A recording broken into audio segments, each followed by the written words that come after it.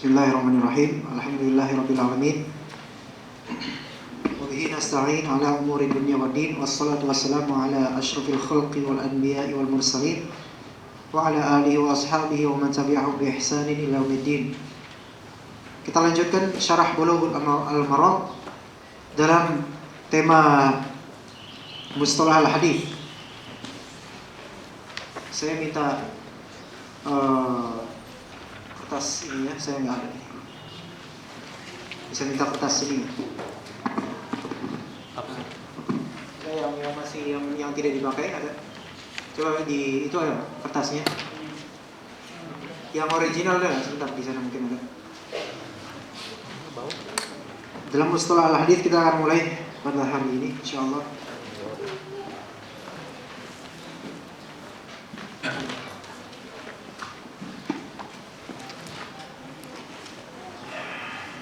Mustalah ilmu hadis.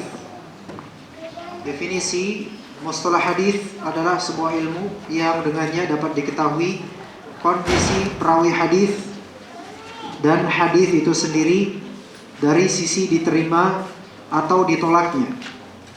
Itu sudah kita kemarin bahas. Sedangkan manfaatnya adalah mengetahui hadis-hadis yang diterima dan ditolak dengan membedakan antara hadis yang sahih dan tidak sahih. Maksudnya antara hadis yang sahih dan tidak sahih adalah hadis yang maqbul dan mardud, hadis yang diterima dan yang ditolak. Pengambilan materinya, materi ilmu ini diambil dari kondisi matan atau teks hadis. Itu satu. Kondisi teks hadis itu pertama, kondisi perawi itu kedua, dan periwayatannya ketiga, dan menelusuri kondisi yang ada.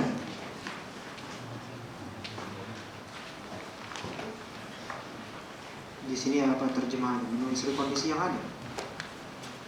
Tapi bagaimanapun ini pengambilan materi saja, bukan inti dari ilmu itu sendiri. Definisi penting. Yang pertama, kita punya hadis atau khabar, kemudian isnad dan sanad, juga kita punya matan. Ada kertasnya? Ini? Ada kertasnya? Enggak ada.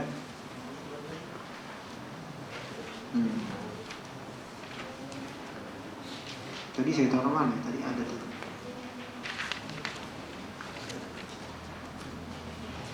Hadis dan khabar, dua hal sinonim. Keduanya berarti sesuatu yang dihubungkan. Punya siapa? Oh ya, syukran. Masya Allah, dikasih ringkasannya, Masya Allah.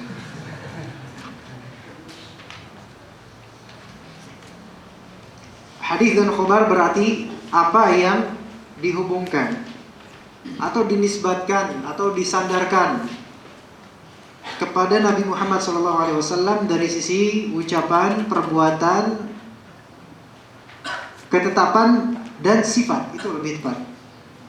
Ada 4. Jadi hadis dan khabar itu adalah apapun yang dihubungkan kepada Nabi dari 4 sisi, dari ucapan, perbuatan, ketetapan, dan sifat. Sementara sifat itu terbagi menjadi 2, sifatul khuluq dan sifatul khalq. Sifatul khuluq itu artinya moral, akhlak. Adapun sifatul khalq itu adalah sifat ciptaan.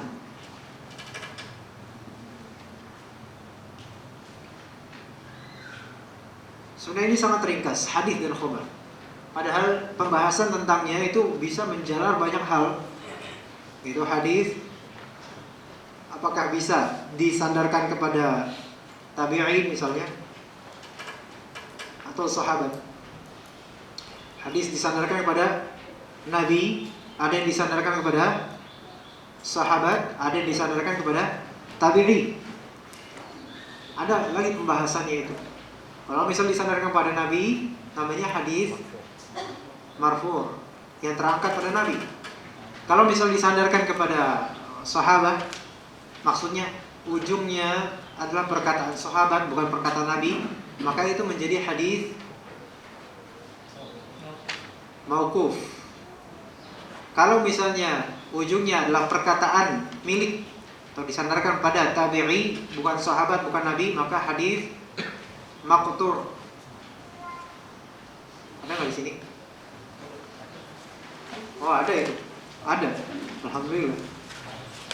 Macam-macam hadis yang terakhir. Ya kan? Halaman kedua. Tinjauan kepada siapa hadis disandarkan. Nah, itu hadis marfu' kepada Nabi, hadis mauquf kepada sahabat. Berarti perkataan sahabat atau perbuatan sahabat. Juga hadis maqtu' kepada tabi'i. Jadi hadis itu banyak pemutlakannya. Ketika dikatakan hadis begitu saja, itu berarti sandarannya kepada Nabi, baik perkataan, perbuatan, penetapan atau sifat. Tapi ketika disifatkan dengan mauquf, maka itu dinisbatkan kepada sahabat. Disifatkan dengan maqtu', itu berarti disandarkan kepada tabi'i.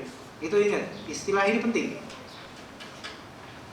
Jadi misalnya nanti diriwayatkan oleh Al-Bukhari secara marfu'. Nah, itu antum harus paham itu.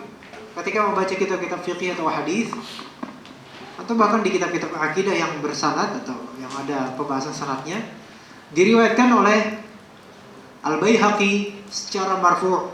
Artinya Imam Al-Baihaqi meriwayatkan dengan sanad dan tersambung kepada Nabi, berarti itu perkataan Nabi atau perbuatan Nabi. Kalau misalnya dikatakan diriwayatkan oleh Ar-Rahawai misalnya secara mauquf, berarti Imam Ar-Rahawai atau Ishaq bin Ar-Rahawai itu meriwayatkan hadis atau perbuatan atau perkataan ini tersambung dan ujungnya sahabat, bukan Nabi. Ya. Kemudian misal lagi diriwayatkan oleh Abdul Razzaq As-Sun'ani secara maqtu'. Nah, berarti di sini Abdul Razzaq As-Sun'ani meriwayatkan perkataan siapa? Tabi'i. Itu ingat terus itu. Ingat hadis khabar. Hadis ada yang tersanad kepada Nabi. Kalau misalnya hadis begitu saja, itu maksudnya hadis Nabi. Tapi kalau misalnya ada penisbatan kepada marfu', itu marfu' kepada Nabi. Ada penisbatan kepada mauquf kepada siapa? Maqtu' kepada siapa? Itu harus tahu. Harus tahu. Nanti di Bulughul Maram, karena ini penting. Kita mendahulukan mustalah hadis, usul fiqih dan qawaid fiqhiyah itu karena apa? Karena nanti di syarah Bulughul Maram ini seluruh ilmu ini itu kental nanti di dalamnya. Kalau antum nggak berbekal dengan itu, ya lihat sendiri. Jadi nanti lihat yang datang misalnya baru di pertemuan ke-20 baru datang misalnya, membaca ini apa sih maqtu', terpotong, mauquf, terhenti, udah cut, dihentikan, stop, apa maksudnya di sini? Bingung kan? Nah, kita sudah belajar alhamdulillah. Makanya jangan sampai antum bolos atau bagaimana, kalau bisa ikut terus. Iya. Kemudian yang disandarkan kepada Nabi itu ada yang ucapan, berarti qauli. Ada juga yang perbuatan, fi'li. Ada juga yang penetapan, takriri. Ada juga yang sifat. Sifat itu ada yang khuluqi, ada yang khalqi. Tadi sudah dikatakan. Ya. Dari ucapan atau perbuatan mana yang lebih kuat? Ya ucapan. Kalau Rasulullah sudah mengatakan ini hal ini hukum begini, ya udah itu lebih kuat daripada Rasulullah berbuat seperti ini. Kalau misalnya sahabat meriwayatkan Rasulullah SAW berbuat seperti ini, itu tidak menjadi kewajiban karena perbuatan Nabi, melainkan sunnah. Ya, tidak menunjukkan kewajiban. Tapi kalau misalnya Rasulullah mengatakan berbuat ini adalah wajib, maka sudah menjadi kewajiban itu, bukan sunnah. Kecuali jika ada dalil lain yang menjadikannya menjadi sunnah. Baik, paham ini hadis dan khabar. Ada juga istilah lain yaitu athar. Athar. Hadis, khabar, athar. Ingat, spesifikasi satu sama lain. Ada perbedaan masing-masing. Ya, hadis artinya secara bahasa kan baru. Ya, baru. Kalau khobar secara bahasanya ya khabar, pemberitaan. Tapi hadis juga bisa artinya khabar, karena khabar itu bahasa Inggrisnya apa? News. Jadi kita new. Ya. Jadi hadis dan khobar itu sama sebenarnya. Ada persamaan dalam bahasa Arab juga ya. Hadis dan khobar, berita. Karena berita disebut berita karena baru. Kalau udah lama udah bukan berita lagi. Ya. Nah, hadis baru, khobar khabar. Baik. Kalau secara bahasanya athar artinya apa secara bahasa? Bekas, jejak. Ada dulu jejak Rasul. Bulan Ramadan ya. Sekarang udah ganti. Nggak tahu ya, pelawak-lawakan saya nggak tahu. Nah, jejak Rasul, atharul Rasul. Athar. Beda kan? Berita baru, berita athar jejak. Sekarang di istilah yang biasa digunakan di kitab kita. Kalau misalnya hadis, ketika kita mendengar kata hadis dalam kitab-kitab fikih atau kitab aqid atau apapun dalam kitab syar'i, hadis ya sudah, hadis yang kita tahu ya hadis. Yang sebanding dengan Al-Qur'an dalam segi penisbatan wahyu. Ya. Hadis Rasul udah. Tetapi ternyata ada perincian nanti. Kalau misalnya hadis mauquf, ada lagi itu mah. Kemudian nanti ada disifati lagi di dalam mustalah hadis maudhu, hadis mu'allal, hadis muttarib, banyak. Nah, kemudian kalau misalnya khobar itu sebenarnya lebih umum dari hadis. Ya. Lebih umum dari hadis. Karena dengan khobar begitu saja, itu seseorang akan berpikir, oh khobar ya bisa dari khobar Nabi, ya, bisa dari khobar sahabat, bisa dari khobar tabi'i. Nah itu bedanya. Nah, kemudian athar. Bedanya athar sekarang. Athar itu lebih, kalau athar gitu saja, kita akan berpikir atau langsung tersambung dengan athar itu kalau nggak sahabat ya tabi'i. Ngerti ya perbedaan sini? Perbedaan hadis khobar dengan athar tanpa adanya dinisbatkan pada sifat-sifat lain. Hadis kita terpikir apa? Hadis Nabi, ya kan? Ya, hadis Nabi apa lagi? Kan? Karena nggak ada takyid, hadis mauquf atau apa nggak ada. Hadis ya hadis Nabi berarti. Kemudian kalau misalnya khobar, kita berpikir khobar itu ya yang lebih umum lagi, jauh cakupannya. Baik khobar Nabi, khobar Israiliyat bisa, khobar sahabat, khobar dan lain-lain. Tapi ketika athar, kita berpikir athar pasti salaf ini. Ya, makanya athari itu sinonim dari salafi sebenarnya. Ya, gitu. Misalnya Pak Amir Maka Al-Athari gitu. Artinya kan Amir Maka Al-Bekasi, ya kan? Iya, Athari itu Bekasi. Karena athar artinya bekas.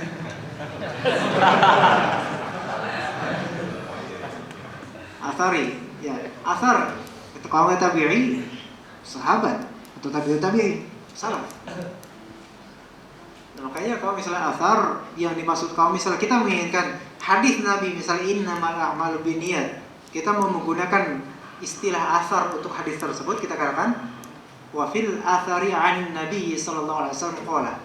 Dan dalam sebuah athar dari Nabi sallallahu alaihi wasallam beliau berkata begitu. Enggak boleh kita katakan wa fi athar atau wa fil athari innamal a'malu binniyat. Kenapa? Karena ditakutkan orang-orang yang membacanya, oh berarti ini perkataan tabi'i paling atau perkataan sahabat. Makanya dalam athar itulah kita dianjurkan untuk menambahkan takyid atau ketentuan pembatasan bahwa saya athar ini dari Nabi loh, supaya jangan sampai ada kesalahpahaman. Ya, juga khobar. Jangan kita katakan wa fi khobarin, dan dalam sebuah kabar dikatakan an-nadamu taubah. Penyesalan adalah taubat. Wah, ini khobar dari mana nih? Khobar dari salaf paling. Orang yang baca begitu. Khobar dari salaf. Sahabat. Ya berarti ya, ungkapan sahabat biasa atau tabi'in. Padahal itu hadis Nabi. Gitu. Jadi harus supaya jangan sampai ada kesalahpahaman terhadap pembaca atau pendengarnya. Untuk athar dan khobar kita tambahkan wafil athari anin nabi atau wafil khobarin anin nabi misalnya. Gitu. Baik, itu pertama. Kemudian yang kedua, isnad dan sanad. Apakah isnad dan sanad ada perbedaan dari segi maksud di kalangan ahli hadis? Global enggak? Sama. Isnad dan sanad sama, rantai silsilah. Ya. Isnad dan sanad itu silsilah atau rantai yang ada di sebelum matan. Makanya di sini kita belajar mustalah hadis dulu karena memang posisi hadis yang kita tahu dalam ilmu hadis yaitu sanad dulu baru matan. Berarti sanad dulu, mustalah hadis dulu baru usul fikih dan qawaid fikih. Isnad dan sanad dua hal sinonim. Keduanya berarti mata rantai perawi hadis yang menghantarkan kepada matan hadis. Andai misalnya berita, khobar dari Ana misalnya. Ana mengabarkan bahwasanya di depan rel ada apa? Belum lucu ini saya, Ana belum lucu. Dan Ana nggak berniat lucu, kenapa antum ketawa dulu gitu? Jadi gagal kan lucu kan? Nggak berniat apa-apa. Nah, misalnya kabar apa? Pak Mas siapa namanya? Mas Bobi misalnya, Mas Bobi tertawa tiba-tiba. Kabar dari Ana. Ana mengabarkan kepada Arif. Arif mengabarkan kemudian kepada Taufik. Taufik kepada saudara Didi. Kemudian saudara Didi kepada Pak Amir. Nah, rantainya adalah ini semua rantai. Anda menuju ini dari ini Pak Didi, Pak Amir meriwayatkan telah menceritakan kepadaku Didi. Didi berkata telah mengabarkan kepadaku dalam suatu majlis Taufik. Taufik berkata aku telah mendengar Arif mengigau berkata.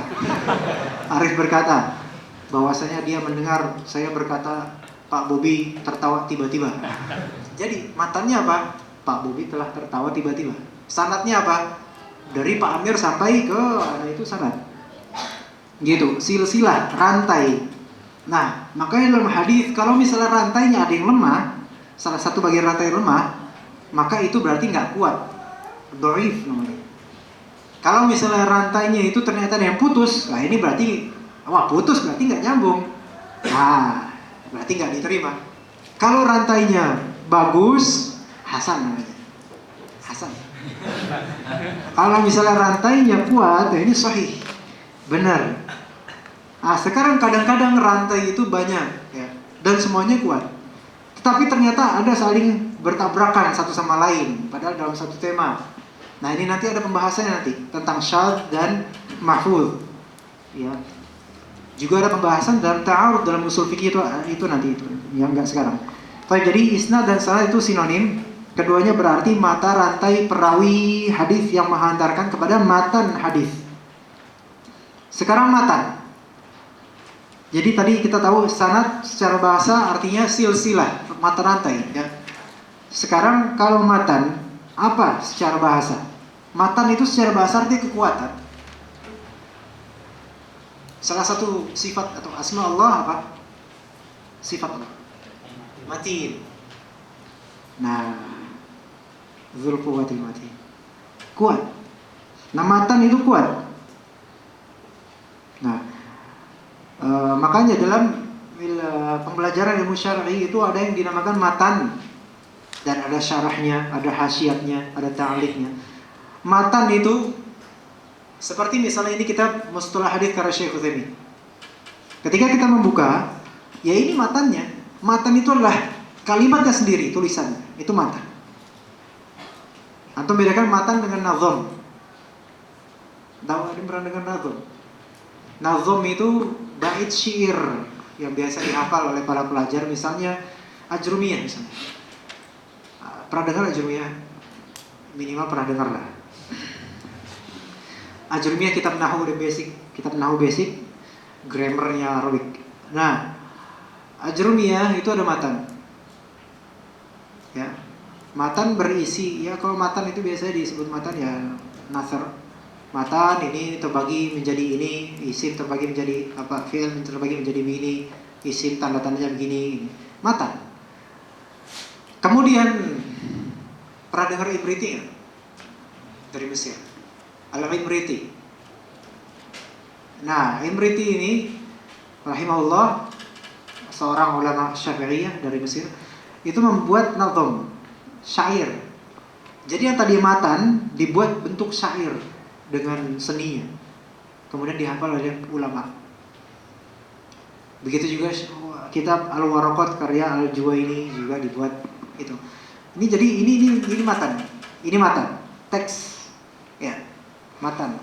Ingat itu. Nah, sekarang matan di sini adalah sesuatu yang berada di akhir sanad. Kalau misalnya dikatakan di sini sesuatu yang berada di akhir sanad, berarti dia ada di akhir sanad, berarti dia sanad berarti. Ya. Gimana antum paham di sini? Sesuatu yang berada di akhir sanad. Berarti di akhir dalam sanad. Ya. Yang tepat adalah sesuatu yang setelah sanad, ya. Setelah sanad, yaitu berupa ucapan dan perkataan. Akhir di sini maksudnya adalah setelah sanad. Ya. Jadi sanad dengan matan itu berbeda. Sanad itu rantainya dan matan itu teksnya, perkataannya atau hikayatnya. Nah, silsilah penghikayat itu namanya sanad. Dan apa yang dihikayatkan adalah matan. Maksudnya di sini apa yang dihikayatkan di ujung setelah sanad. Begitu. Sepertinya tadi kita gambarkan tentang Pak Bobi, ya. Seperti itu sanad. Bedakan, jangan. Pokoknya setelah ini nggak boleh ada yang nggak tahu sanad itu apa, matan itu apa. Oh ini ingat, sanad matan ingat Pak Bobi lah. Matannya Pak Bobi tertawa sendiri tiba-tiba. Ya. Sanadnya ingat, sanadnya Arif, kemudian ya hafalkan sanadnya ya. Biar bersanad. Tapi itu tadi matan, sanad atau isnad dan juga hadis, khobar dan athar. Itu ingat, jangan sampai lupa forever, selamanya. Baik, kemudian pembagian hadis. Nah, sekarang kita mulai macam-macam hadis. Dalam kertas ini insya Allah bisa mempermudah mudah-mudahan. Di sini ada tiga tinjauan tentang macam-macam hadis. Tinjauan pertama, tinjauan dari segi apa? Jalur periwayatannya. Maksudnya jalur periwayatan di sini dari segi kuantitas perawinya. Dari segi tinjauan kuantitas jalur periwayatannya. Kuantitasnya berarti jumlah, bukan kualitas ya. Kualitas nanti ada perincian. Kualitas itu nanti di yang kedua, tinjauan penerimaan. Sekarang tinjauan dari kuantitas, jumlahnya. Ada beri gambaran begini. Di sini kita telah mendengar sendiri Pak Bobi terkenal sendiri. Gak apa-apa Pak Bobi, tokoh ini apa ya, terkenal kali ini. Kan saling mengenal itu wasiatnya. Nah, di sini ada sekitar berapa orang? Saya ada anggap Pak Akhwat misalnya 100 lah anggap. 100 ini dalam satu tingkatan udah 100 perawi itu sudah disebut sebagai mutawatir. Mutawatir itu artinya apa? Lihat di sini. Hadis yang sampai melalui beberapa jalan yang tidak terbatas pada bilangan tertentu. Beberapa jalan maksudnya beberapa jalur. Nah, nanti kita di sini 100 orang berbeda. Semuanya meriwayatkan bahwasanya Pak Bobi tertawa sendirian tiba-tiba. 100 orang. Nah, dari cabang 100 orang tersebut nanti ke bawah. Tiap-tiap antum punya jalur masing-masing.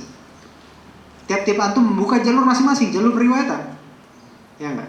Misalnya Bang Dani misalnya punya jalur sendiri kepada anak-anaknya, tetangganya nanti meriwayatkan. Walaupun tetangganya nggak tahu siapa Pak Bobi. Kemudian dari antum sendiri siapa? Irwan. Buka jalur. Buka lapak. Buka jalur lagi. 3 orang. Kemudian Agus Novianto, Mas Agus. Buka jalur lagi. Punya murid banyak misalnya ke 100 orang. walaupun nggak penting sebenarnya matanya. Nah, terus. Nah ini dari awal sudah mutawatir 100 orang. Apalagi bawahnya, wah lebih gak terbatas lagi.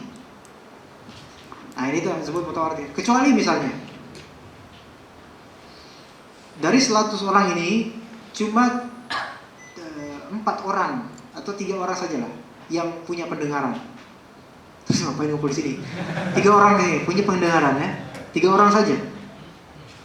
Ketika Pak Bobi tiba-tiba tertawa tiba-tiba begitu, hanya 3 orang yang mendengar, yang lainnya nggak tahu ada apa-apa.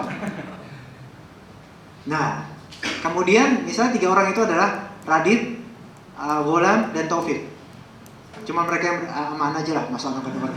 Radit, Ghulam, dan Ana. Kita langsung meriwayatkan kepada yang lain. Saya telah mendengar Pak Bobi tertawa sendirian tiba-tiba. Dan itu juga meriwayatkan kepada misalnya murid anak 100 orang, murid dia 2000 orang, murid dia berapa ratus lah. Berarti udah langsung tersebar tuh bahas kemana. Kemudian lewat Twitter, Facebook, kemudian lewat WhatsApp, semua mutawatir banget kan. Nah, tetapi ternyata kabar yang ini, yang kedua, versi kedua ini itu adalah ahad. Kenapa? Karena minimal di salah satu tingkatan sanadnya, salah satu mata rantai sanadnya itu cuma 3 orang aja. Adapun yang gambaran pertama tadi dari 100 orang sampai ke 10.000 orang. Mutawatir banget itu. 100 orang aja udah luar biasa kan. Ngerti gambarannya di sini? Ada yang belum mengerti? Siapa tahu bisa dijadikan korban berikutnya. Ada yang tidak mengerti nggak apa-apa. Kita jelaskan lagi dengan sampel lain misalnya. Ngerti insyaallah.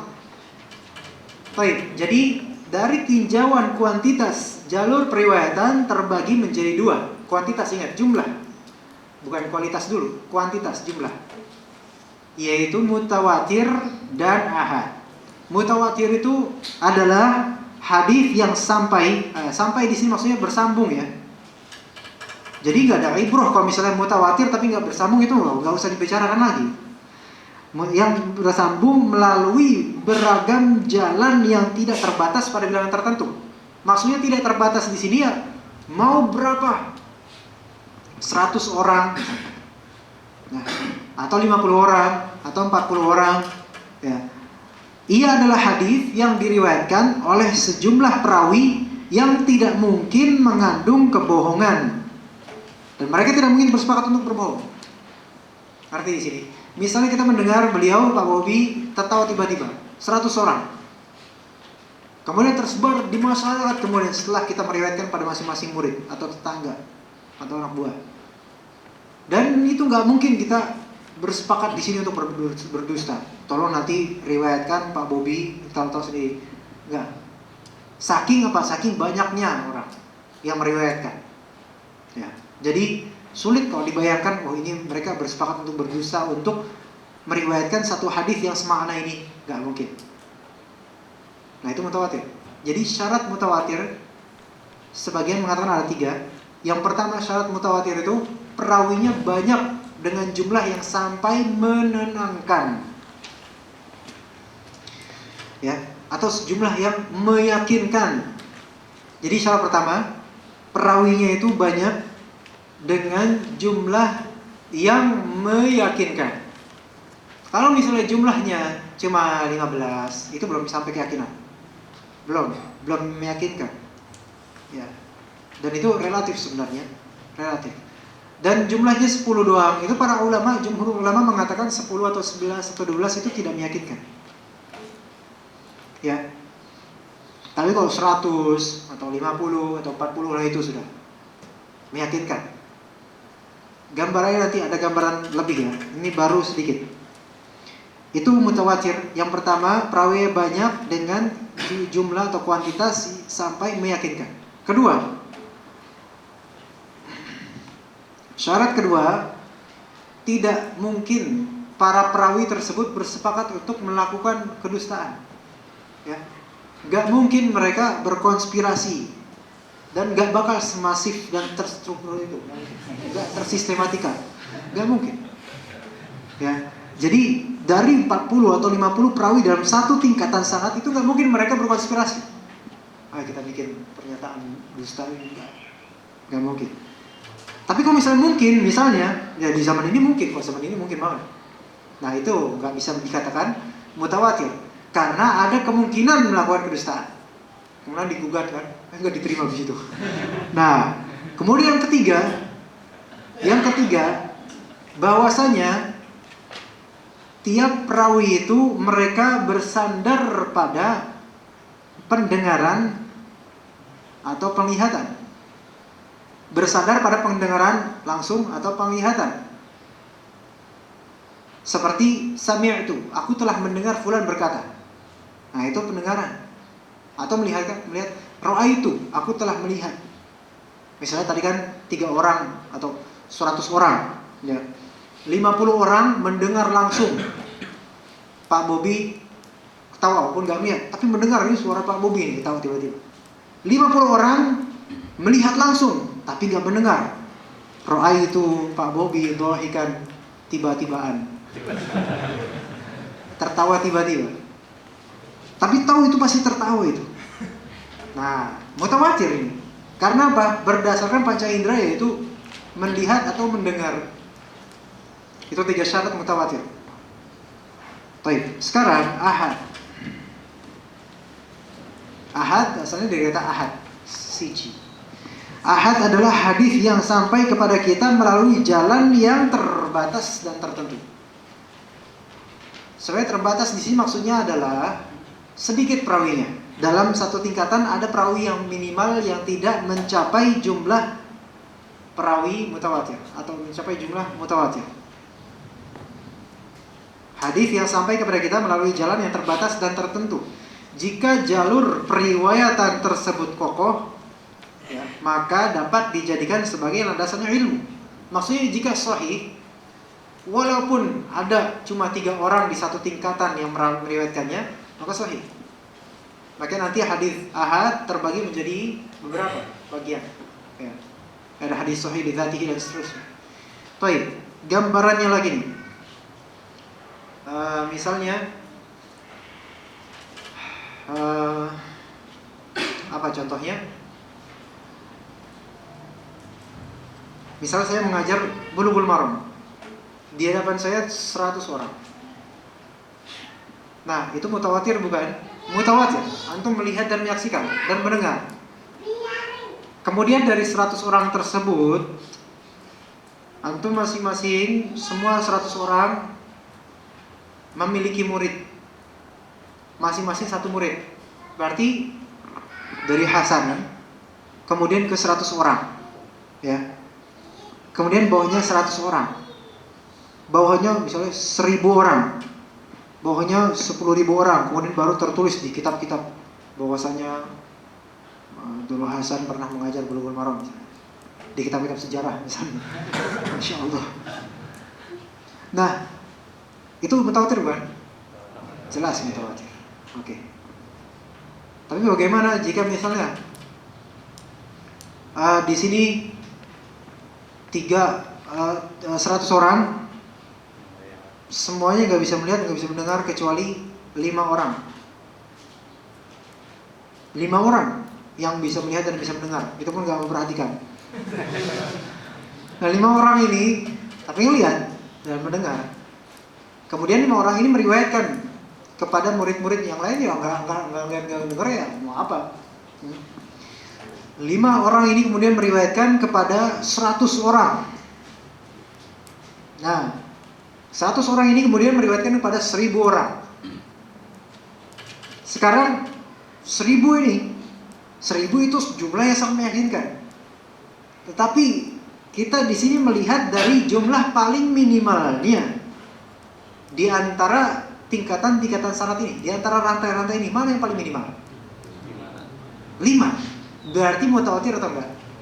Ahad. Gitu. Jadi bukan melihat paling banyaknya atau melihat ini terkenalnya, bukan.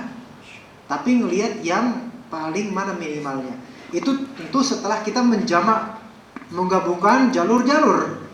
Jadi jangan ketika misalnya kita cuma punya 1 jalur dari Pak Amir Mekah bercerita dari Suseno, dari Suneo, dari Taufik, dari Nobita, dari seterusnya, bahwasanya begini, satu jalur doang, terus kita bilang, wah ini hadis ahad.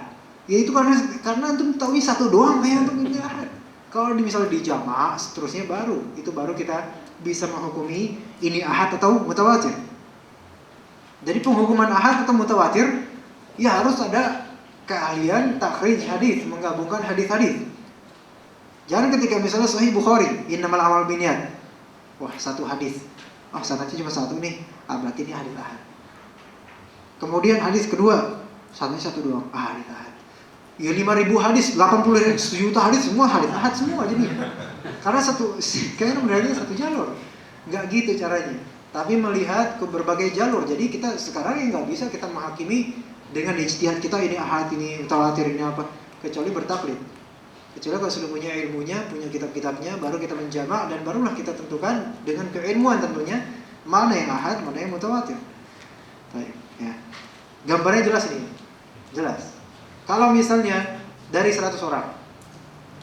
Kemudian dari 100 orang itu antum semua ternyata memiliki murid yang semuanya sama. 5 orang doang muridnya. Gurunya 100, muridnya 5. Muridnya itu mujtahidun. Mereka dilijen, giat, rajin. Antum semua punya sekolah. Dan 5-5-nya itu sekolah di semua sekolah antum. Gak tahu 5-5-nya ini dianya atau jin koringnya atau gimana. Sekolah di antum semua. Antum meriwayatkan bahwasanya Hasan pernah mengajar Bulughul Maram. Dari 100 kemunduran ke 5. Dari 5 karena pinter dan masyhur meriwayatkan kepada 1.000 orang. Nah sekarang mana yang dipilih? Yang minimal 5 berarti. Berarti mutawatir atau enggak? Bukan ahad. Dan sebenarnya mau ahad mau mutawatir selama itu sahih, orang-orang yang thiqah atau hasan dan enggak ada cacat dan sebagainya, makanya enggak masalah dengan sanad. Ya, enggak masalah dengan sanad sebenarnya. Ya. Di sini kenapa? Karena mutawatir itu memang memberikan faedah meyakinkan, lebih meyakinkan daripada yang ahad. Dan juga ketika ada kontradiksi hukum dalam matan hadis dengan kontradiksi antara mutawatir dengan yang ahad, padahal temanya sama, maka kita ambil yang mutawatir karena lebih kuat. Itu intinya di situ sebenarnya. Bukan intinya nanti kalau misalnya ahad itu meragukan. Kalau mutawatir itu berarti yakin. Berarti akidah untuk yang ahad kita tidak ambil. Enggak, bukan itu. Itu Mu'tazilah itu mazhabnya. Baik. Paham di sini? Alhamdulillah atau insyaallah? Kalau insyaallah berarti belum ini. Alhamdulillah ya, paham mudah-mudahan. Nah sekarang setelah kita mengetahui globalitas mutawatir dan ahad, kita baru mulai penrincian terhadap ahad. Sekali lagi ini tentang kuantitas. Kuantitas berarti jumlah.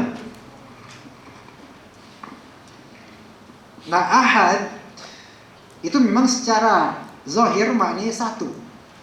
Tetapi ibrahnya bukan satu di sini, tetapi melainkan ibrahnya apa? Jumlah yang tidak mencapai derajat meyakinkan. Itu ibrahnya. Misalnya yang 15 belum meyakinkan ulama, maka dia ahad. Jadi ibrahnya bukan 1 atau 2, bukan itu. Nah, ahad terbagi menjadi 3 dan itu juga dilihat dari segi kuantitasnya juga. Yang pertama ada gharib, yang kedua ada aziz, yang ketiga ada masyhur atau mustafid. Dua istilah masyhur, mustafid, sebagian ulama menjadikannya sinonim, sebagian ulama menjadikannya bukan sinonim, melainkan istilah masing-masing. Kita bahas nanti. Dari gharib dulu. Gharib adalah hadis yang diriwayatkan oleh seorang perawi saja, sekalipun dari satu peringkat dari peringkat-peringkat sanad yang ada. Paham? Baik, contoh. Hasan mengajar Bulughul Maram atau mustalah hadis. Nah, 100 orang mendengar. Dari 100 orang itu semuanya meriwayatkan pada satu orang saja. Subhanallah, satu orang ini. Nggak tahu presidennya ternyata. Dari ke presiden, meriwayatkan ke presiden. Melaporkan ke presiden. Presiden melaporkan ke TNI. TNI melaporkan ke tentara. Akhirnya digerbek dari mana? Nah, presiden satu aja. Jadi dari 100 orang ke presiden. Nah, di sini dari semua sanad 100 ke 1, kemudian ke 1000, kemudian ke 10.000, kemudian ke seluruh Indonesia misalnya. Mudah-mudahan. Nah, 100 ke 1 dan seterusnya. Sekarang mana yang kita pilih? 1. Berarti ini ahad atau mutawatir? Ahad. Ahadnya ini jenisnya apa? Gharib. Nah, gitu contohnya. Karena apa di sini? Seorang perawi saja, sekalipun dari satu peringkat atau tingkatan dari tingkatan-tingkatan selanjutnya. Antum tingkatan pertama, karena paling dekat dengan. Kemudian tingkatan kedua Pak Presiden, tingkatan ketiga TNI, tingkatan keempat dan sebagainya. Ya, begitu maksudnya. Aziz sekarang. Atau gharib secara bahasa apa gharib? Asing. Nanti kalau misalnya ada hadis ghuraba, maksudnya apa? Hadis-hadis yang diriwayatkan oleh satu orang perawi saja, itu maksudnya? Bukan. Ya. Ghuraba itu ada lagi istilah lain. Ini istilah hadis. Terus aziz. Aziz adalah hadis yang perawinya tidak kurang dari 2 dari seluruh peringkat sanad yang ada. Aziz pertama secara bahasa artinya bisa kuat, artinya bisa juga artinya jarang. Ya, aziz. Nah, di sini aziz ini istilah muhaditsin. Jangan antum bilang wah aziz ini asma Allah, ini berarti perendahan terhadap Allah kok dibuat istilah. Enggak. Ini hakikat lain ini. Urf dalam mustalah hadis. Kalau yang hakikat syar'i yang lainnya udah itu aziz asma Allah, di antara asma Allah. Baik. Aziz adalah hadis yang perawinya tidak kurang dari 2 dari seluruh peringkat sanad yang ada. Kayak seperti gharib tadi ya. Kalau gharib itu 1. Ini sebenarnya takbirnya ini agak mengacaukan sedikit. Hah? Tidak kurang dari 2. Enggak antum pahami dengan baik. Hadis yang perawinya tidak kurang dari 2 artinya hadis yang perawinya minimal 2. Sekalipun dari satu peringkat dari peringkat-peringkat satu yang ada, itu ikutin aja. Ya. Misalnya antum tadi 100 orang meriwayatkan ke 2 orang, ke presiden dan wakilnya. Nah, kemudian presiden wakilnya ke TNI, kemudian ke dan seterusnya. Kayak gitu-gitu terus ya contohnya. Ini terus itu sanadnya kayak gitu terus. Nah, itu menjadi ahad dan dia menjadi aziz. Ya, ahad aziz. Nah, sekarang yang masyhur. Masyhur dan mustafid. Masyhur secara bahasa masyhur, tersohor, karena sohor dari kata syahr. Ya. Syahr masyhur. Sohor. Pakai apa nih? Masyhur pakai shin dan ha, bukan pakai sin dan ha. Itu artinya sahur nanti jadinya masyhur. Masyhur disihir berarti. Ya. Kenapa sahir diidentikan dengan sahur? Karena ya pada saat sahur itulah penyihir-penyihir itu makin ini merajalela. Ya. Ada penyihir-penyihir jalanan biasanya. Kalau udah azan subuh tuh, wah langsung pada lari. Bawa ininya, bawa sepatunya. Di jalan-jalan itu, di blok E, di mana-mana. Azan subuh itu ibarat gong kiamat. Atau sangkakala. Langsung pada pergi, apalagi kalau ada Satpol PP kan. Wah, pada pergi. Mana sekarang? Sekarang mana sih? Masyhur dan mustafid. Mustafid jadi kata istifadhah. Istifadhah pakai F bukan pakai H, bukan istihadhah nanti jadinya. Istifadhah dari kata faudha. Faudha itu artinya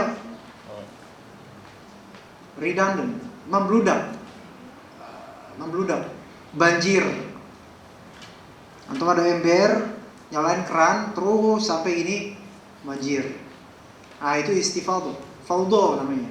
Makanya banjir bahasa Arabnya faidhon. Ya. Kemudian ada nih misalnya baju Kalau kegedean ya misalnya, kemudian saking gedenya menjulur ke bawah, itu namanya fadfad dalam bahasa Arab.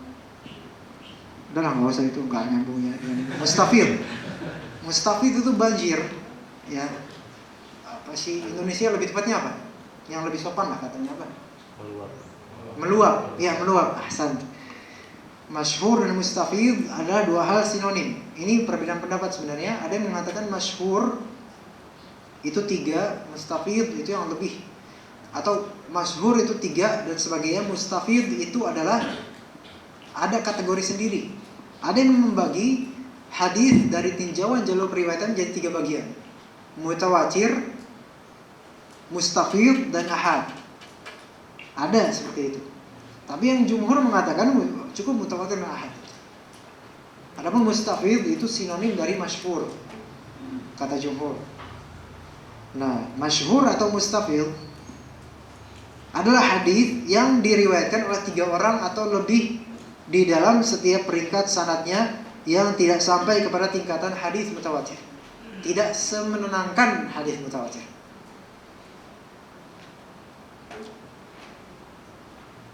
Paham sih ya? Jadi kalau misalnya 100 orang, kemudian 100 orang ini menghikayatkan kepada Pak Presiden, wakil, dan orang bayangannya 3 orang. Nah, berarti 100 ketiga. Berarti ahad. Ahad di sini masuk gharib, aziz atau masyhur? Masyhur. Nah, di sini jangan bilang, oh masyhur berarti terkenal. Tapi kok saya nggak kenal? Nggak masalah, di sini nggak kenal nggak masalah. Masyhur di sini istilah hadis-hadis. Karena masyhur ada istilah lughatan, ada istilah lughawi, ada istilah hadis. Ada istilah mustalah hadis. Secara bahasa masyhur ya, misalnya di bidang usul fikih ada hadis masyhur tertentu. Dalam lughah bahasa nahwu ada hadis masyhur tertentu. Dalam fikih ada hadis masyhur tertentu. Nah, dalam ilmu mustalah hadis, hadis masyhur adalah hadis yang dalam salah satu tingkatannya, atau mungkin semua tingkatan kalau bisa, itu diriwayatkan oleh perawi yang tidak kurang dari 2, namun tidak kurang dari 3, namun tidak sampai derajat mutawatir. Seandainya di sini dari 100 orang ternyata 80 orang itu menyimak kajian dari HP. Jadi Anda mengkaji di sini cuma 20 orang yang mendengarkan. Nah, kemudian 20 orang itu menghikayatkan pada teman-temannya. Dan ternyata masing-masing punya teman cuma 1 orang doang. Berarti 20 ke 20. Ya. Kemudian dari 20 temannya bawahnya ke 100. Baik, sekarang mutawatir atau ahad ini? Ahad. Kenapa? Karena jumlahnya 20 minimal, dan itu belum sampai meyakinkan ulama sebagai mutawatir. Iya. Dan sekali lagi ibrahnya di sini sebenarnya adalah nyambung atau tidaknya sanad, dan juga fiqh atau tidaknya orangnya. Karena percuma kalau misalnya mutawatir ternyata semuanya itu Musailam al-Kadzdzab. Khalifah? Habib palsu? Nabi palsu ya. Nah, misalnya Isa itu anaknya Allah. Itu kata siapa? Nasrani. Mutawatir nggak? Mutawatir bagi mereka. Tapi yang meriwayatkan itu Iblis, Dajjal, Ifrit. Mereka kan situ semua. Ya kan? Bukan majhul lagi, itu maklum, bukan majhul, dikenal dustanya. Walaupun majhul ya majhul, udah majhul, kadzab lagi kan. Nah, ini berarti mutawatir yang ghairu maqbul. Jadi intinya itu sebenarnya di sanadnya nyambung atau enggak. Kemudian dia thiqah atau perawinya itu perawi yang diterima atau tidak. Dan juga apakah nanti dobetnya, nanti insya Allah ada. Dobetnya itu semisal kekuatan hafalannya. Dan juga selamat dari syudzuz dan juga illah. Itu insya Allah akan dibahas nanti di Sahih li Dzatihi. Baik. Paham di sini? Masyhur, aziz dan gharib. Yang penting globalnya paham ya. Baik. Pembagian hadis dari sisi tinjauan penerimaannya. Ada hadis makbul, ada hadis mardud. Makbul artinya diterima. Mardud artinya ditolak. Hadis makbul di sini dibagi hadis ahad maksudnya. Hadis ahad. Maksudnya hadis ahad yang bisa diterima, oke? Terbagi menjadi 4. Sahih li dzatihi, sahih li ghairihi, hasan li dzatihi, hasan li ghairihi. Kita pahami dari bahasa dulu. Sahih li dzatihi. Sahih. Oke, sahih li dzatihi. Ada 3 kata di sini. Sahih. Dia sahih. Li di sini kita anggap artinya apa? Karena tersebab. Berarti la muta'alil di sini. Sahih li dzatihi. Jangan kita maknai di sini li punya misalnya, milik. Sahih milik zatnya. Enggak tepat. Malah enggak bisa didefinisikan maksudnya apa. Maksudnya sahih karena zatnya memang sudah sahih. Nah, itu syaratnya ada 5 nanti. Syaratnya masuk ke dalam definisinya. Definisinya ada di sini. Alhamdulillah ya. Itu kita pahami dulu. Sahih li dzatihi. Dia itu sahih karena zatnya memang sahih. Dan untuk mengetahui zatnya sahih atau enggak, itu ada 5 metode untuk mengetahuinya, yaitu 5 syarat. Kalau 5 syarat itu terpenuhi, maka dia menjadi sahih karena zatnya sahih. Kemudian yang kedua, sahih li ghairihi. Sahih karena selainnya. Jadi bisa aja hadis ini secara zat itu hasan. Tapi ternyata ada hadis lainnya yang kemudian memperkuat dia sehingga menjadi terikat sahih. Ada hadis sahih lainnya. Kemudian dia jadi kuat sehingga menjadi sahih li ghairihi. Sahih disebabkan oleh hadis lainnya atau jalur sanad lainnya. Jalur sanad lainnya menjadi syawahid atau jalur sanad lainnya menjadi penguat baginya. Derajatnya menaik. Kemudian yang ketiga, hasan li dzatihi. Hasan bagus karena zat hadisnya, karena zat sanadnya hasan. Hasan li dzatihi dengan sahih li dzatihi itu sama-sama memenuhi sama-sama 5 syarat. Namun perbedaan sahih dan hasan li dzatihi itu cuma 1 syarat yang beda. Tipis gitu. Baik. Kemudian hasan li ghairihi. Hasan li ghairihi bagus hadisnya disebabkan selainnya, karena ada hadis lainnya. Nah, hasan li ghairihi ini aslinya hadis dhaif menjadi hasan. Ya. Sanadnya mungkin dhaif. Dan dhaif ini bukan dhaif jiddan, dhaif. Dhaif sanadnya dhaif, dihukumi dhaif. Dhaiful isnad wal haditsu hasan. Ada penghukuman seperti itu. Sanadnya dhaif namun hadis ini hasan. Nah, itu mungkin kita bingung. Wah, ini gimana nih? Sanadnya bilangnya dhaif. Tapi kok hadisnya dibilang hasan? Wah, ini kacau. Nah, kita yang kacau sebenarnya. Karena enggak tahu. Gitu. Dan itu bukan termasuk dalam bab meriwayatkan hadis dhaif sebenarnya. Namun meriwayatkan hadis hasan kalau misalnya itu. Walaupun sanadnya dhaif, tapi karena dia dihukumi hasan li ghairihi dengan ada penguat. Baik. Kita mulai dari sahih li dzatihi halaman 5. Yaitu hadis yang sanadnya tersambung. 1. Sanadnya tersambung itu 1. Syarat pertama. Dinukil oleh perawi yang adil, itu 2. Sanad nih, sanadnya pertama sambung. Kemudian sekarang perawinya, sifatnya adil, 2. Kemudian sifat perawi lainnya memiliki dhabt, akurasi, 3. Akurasi secara sempurna itu ya, 3. Jangan sampai ketinggalan. Memiliki dhabt atau akurasi hafalan secara sempurna. 3. Ya. Ya, tentu sampai akhir sanad sudah ada. Serta terlepas dari kejanggalan 4 dan cacat 5. Cacat yang membekas maksudnya. Cacat yang berpengaruh. Kalau cacatnya nggak berpengaruh ya nggak masalah. Itu berarti 5 syarat. Tidak perlu merincinya tapi global saja. Pertama, syarat pertama, hadis yang sanadnya tersambung.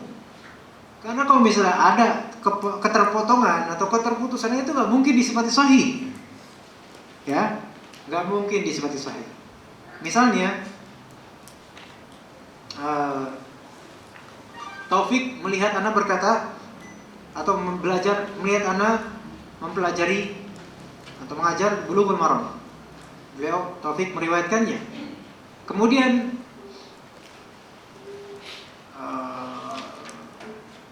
itu susah juga. Seperti ini misalnya. Taufik punya cucunya cucu. Namanya Azhar. Ya, Azhar kemudian meriwayatkan dari bapaknya. Ya. Bapaknya bernama Zahra. Bapaknya siapa lagi? Zahir misalnya. Nah, bapaknya ini anaknya cucunya Taufik. Enggak pernah bertemu dengan Taufik. Nah, bapaknya si Zahir ini, Pak Zahir mengatakan dari Taufik Ilahi bahwasanya dia melihat Hasan mengajar Bulughul Maram. Nah, Taufik wafat pada tahun pokoknya pernah wafat lah, insya Allah wafat pada tahun sekian. Takutnya beneran wafat pada tahun sekian. Nah, sementara anaknya cucunya ini baru 2 tahun kemudian baru lahir. Berarti kan nggak mungkin bertemu. Semasa aja enggak. Ya. Nah, di sini berarti ada keterputusan. Taufik istiqoh banget. Mudah-mudahan. Nah, sementara Zahir itu siqoh. Dan anaknya Zahir itu juga siqoh, alamah, syekhul Islam dan seterusnya. Tetapi ternyata meriwayatkannya hal yang terputus di sini. Nah, walaupun semua siqoh, tetapi ketika ada yang terputus dari sanad, maka dia tidak disifati sahih sama sekali. Ya. Dhaif. Begitu ya. Kemudian tadi syarat tersambung. Kemudian dinukil oleh seorang yang adil. Sekarang sanadnya tersambung. Oke. Pas sanadnya Taufik. Kemudian ke tetangganya meriwayatkan kepada cucunya, anak cucunya, yaitu Zahir. Kemudian ke Azhar. Taufik meriwayatkan ke tetangganya. Nah, ternyata tetangganya intel misalnya. Jasus, menyebarkan. Nah, ghairi misal, ini misal aja. Ya, ini kayaknya intel beneran, dia langsung gak senang tuh. Ya. Kemudian tetangganya ini meriwayatkan kepada Zahir. Ketika dirinci satu-satu, Azhar siqoh, alamah, syekhul Islam, mudirul ma'had dan seterusnya. Ya, pemilik PJKA dan seterusnya. Kemudian ayahnya Zahir adalah seorang yang siqoh, soleh, amil, alim, muallim dan seterusnya. Penghafal Al-Quran, hadis, Sahih Bukhari, dihafal pada kitabnya. Kemudian ternyata si fulan, misalnya siapalah, Abu Komen al-Statusi misalnya. Nah, Abu Komen al-Statusi ini rajulun muttaham, tertuduh, ya, tertuduh berdosa misalnya, atau bahkan pendusta termasuk. Misalnya, dia meriwayatkan dari Taufik, seorang fiqh alim rabbani, insyaallah, bukan nama sarung. Nah, di sini karena ada cacat satu orang di sini perawinya, maka hadis ini tidak disebut sahih. Walaupun bersambung benar. Dan walaupun memang benar Taufik pernah menggurui Abu Komen, Rider. Nah, kemudian bawahnya Setelahnya siapa? Zahir pernah berguru pada Abu Qamen dan juga anaknya. Jadi di sini ibrahnya ternyata di Abu Qamen ini. Kemudian syarat ketiga yang memiliki dhabat akurasi yang sempurna ya. Berarti hafalan yang sempurna. Ya bolehlah sekali-kali lupa manusiawi, tetapi harus ulama jarh wa ta'dil mensifatinya dia itu hafalannya sempurna. Ya. Nah, sekarang misalnya Taufik meriwayatkan, ternyata di antara muridnya ada yang bernama siapa di sini? Jordan misalnya. Jordan lumayan, ingatannya lumayan, tetapi tidak sempurna. Kadang lupa. Nah, kadang lupa maksudnya bukan lupa yang manusiawi, tetapi memang kadang-kadang ada sedikit kesalahan. Tapi dia bagus hafalannya, enggak jelek, enggak. Kemudian ini meriwayatkan kepada Zahir juga, kepada anak cucunya. Nah, sekarang Jordan ini, apakah dia derajatnya thiqah, hasan, derajatnya tinggi atau hasan atau dhaif? Hasan, bagus, masih bagus, karena enggak lemah, enggak, masih bagus ingatannya. Nah, berarti hadis ini disifati sahih atau tidak? Enggak sahih. Bukan sahih li dzatihi maksud saya, tapi hasan li dzatihi. Nah, karena apa? Ada salah satu perawi yang dhabatnya tidak sempurna, tapi bagus. Ya begitu. Paham di sini? Sekarang bagaimana jika dhabatnya tadinya dia sempurna, tidak bagus, kemudian tiba-tiba kitab-kitabnya terbakar, terus frustrated, desperate dan seterusnya. Masya Allah. Akhirnya bingung, kalut, galau dan sebagainya. Meriwayatkan tuh nggak niat, terserah. Nah, kemudian ini meriwayatkan kepada ini bahwasanya Hasan mengajar Bulughul Maram. Kemudian ini meriwayatkan kepada Zahir dan Azhar. Nah, sekarang di hadis atau sanad ini disifati sahih li dzatihi, hasan li dzatihi atau dhaif? Dhaif. Karena apa? Karena ada ikhtilat. Ikhtilat dalam ilmu hadis, bukan ikhtilat dalam ini. Ikhtilat itu kacau pikiran. Dan dia meriwayatkan atau dia menerima riwayat atau meriwayatkan ketika masa kacau. Nah, itu nggak boleh, langsung nggak diterima. Ya, terbakar rumahnya atau anak perempuannya wafat di medan perang, terus tapi dia nggak mau, misalnya stres dan sebagainya. Nah, itu masuk ikhtilat. Ya. Kemudian sampai akhir syarat serta terlepas dari kejagalan dan cacat. Itu kejagalan dan cacat itu permasalahan nanti. Permasalahan nanti, nggak sekarang, insyaallah. Tapi hadis sahih li dzatihi ada 5 syarat. Yang pertama apa? Sanadnya bersambung, kemudian perawinya adil, terus ya punya hafalan yang sempurna, kemudian selamat dari janggalan dan juga yang kelima selamat dari kecacatan. Sekarang hadis sahih li ghairihi. Hadis sahih li ghairihi sahih karena hadis lain, yaitu hadis yang telah terkumpul syarat-syarat hadis sahih li dzatihi. Hanya saja para perawinya dari sisi dhabit masih kurang, dan hal tersebut dapat ditutupi berbagai jalan hadis. Anda mengerti sini? Jumhur ulama di sini nggak ngerti, atau jumhur juhala? Ya. Jumhur di sini nggak ngerti. Tadi hadis sahih li dzatihi sudah tahu kan 5. Sekarang hadis sahih li ghairihi itu asalnya adalah hadis hasan.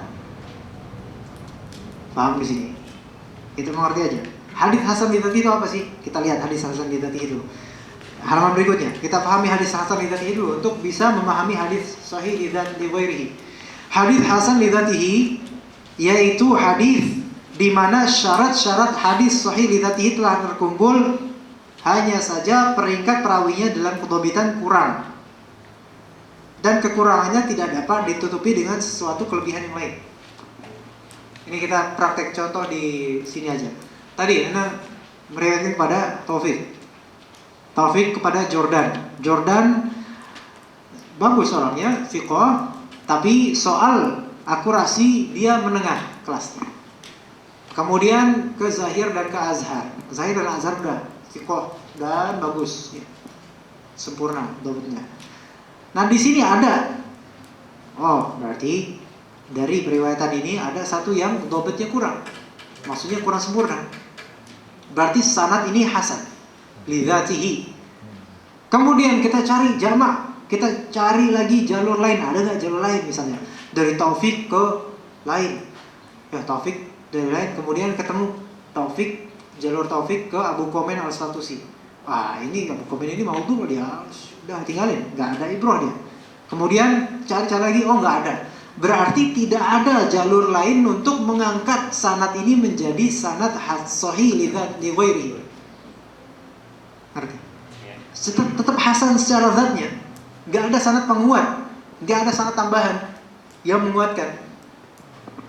Maka dia tetap hasan secara zatnya. Nah itu ya. Tapi misalnya kondisi lain, Anda meriwayatkan kepada Taufik, kemudian masih kepada ini Jordan, kemudian Zahir dan Azhar, masih dobetnya masih kurang sempurna. Kemudian ada sanad lain, dapat sanad lain.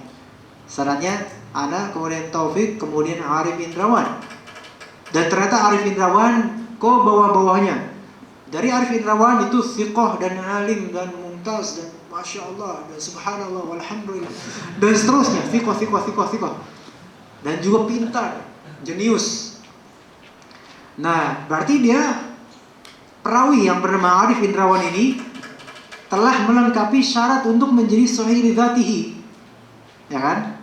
Nah, sekarang sanad ana Taufik ini terus Zahir ini, nah itu secara zat hasan.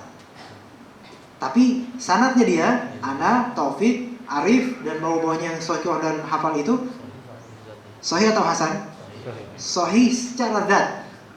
Nah, karena ada sanad lain yang sahih secara zat, maka hadis yang hasan secara zat ini terangkat posisinya menjadi sahih li ghairihi. Sahih karena ada hadis sahih li dzatihi yang menguatkan hasan li dzatihi menjadi sahih li ghairihi. Ada yang bingung? Bingung semua? Gimana? Bingung atau enggak? Bisa atau enggak nih? Atau bingung? Bingung, alhamdulillah. Tanda-tanda antum masih punya pikiran, alhamdulillah. Saya ada contohkan lain ya, misalnya.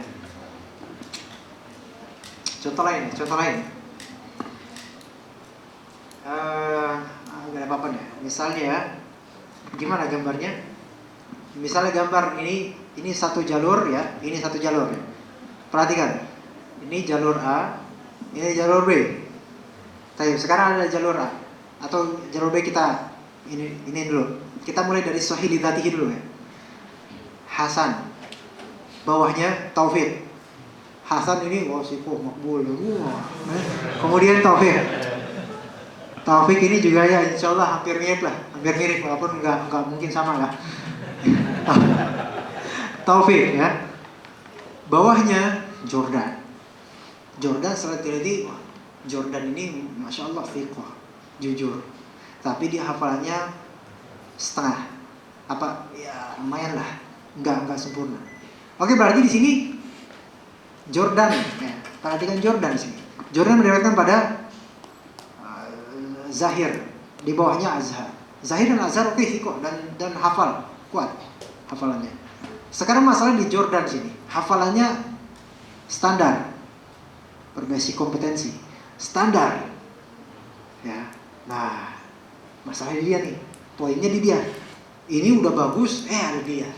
Jadinya hasan, ya hasan karena sanadnya ada dia, ada Jordan, sanadnya hasan. Nah ini bukan dhaif, bukan hasan, bagus, masih bagus lah. Karena ada satu orang ini.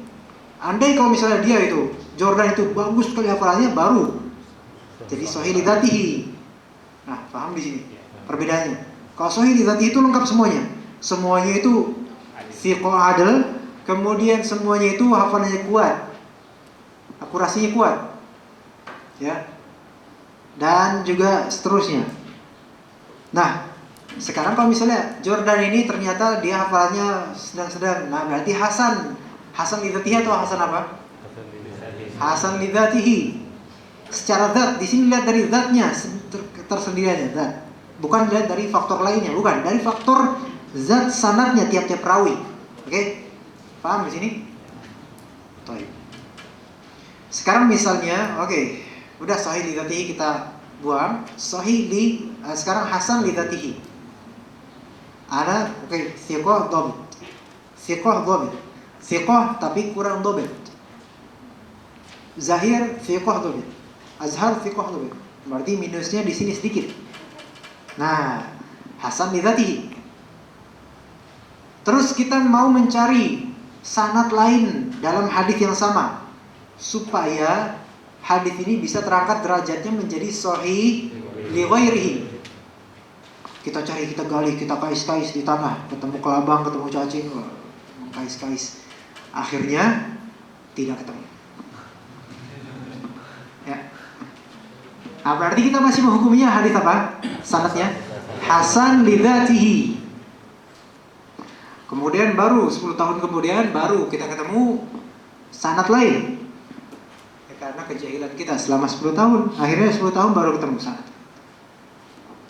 Sanadnya begini, Hasan, terus Taufik, terus Pak Bobi, terus Pak Amir Makkah, terus Pak Ghoiru Amir Medina misalnya.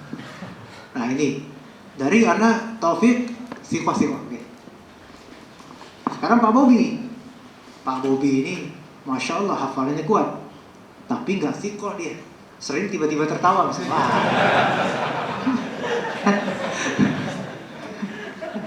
Berarti lemah nih. Ketemunya lemah. Kemudian ini kemudian ditambah bawahnya thiqah. Nah sekarang yang ini apakah terangkat? Enggak. Tapi ini bisa terangkat kan? Bisa. Malah ini yang keangkat. Ya, jadi antum keangkat gara-gara Pak Jon. Baik. Kemudian sebentar lagi zuhur. Insyaallah pada pekan kemudian. Satu lagi. Satu sanad kemudian didapat. Thiqah semua. Terangkat gak ini? Kita terangkat. Baik. Alhamdulillah kita akan menjelang zuhur insyaallah, dan hanya ini yang kita sampaikan, mudah-mudahan bermanfaat, dan ingat murojaah terus, dan insyaallah besok antum hadir juga. Subhanakallahumma wa bihamdika asyhadu an la ilaha illa anta astaghfiruka wa atubu ilaik. Wassalamualaikum warahmatullahi wabarakatuh.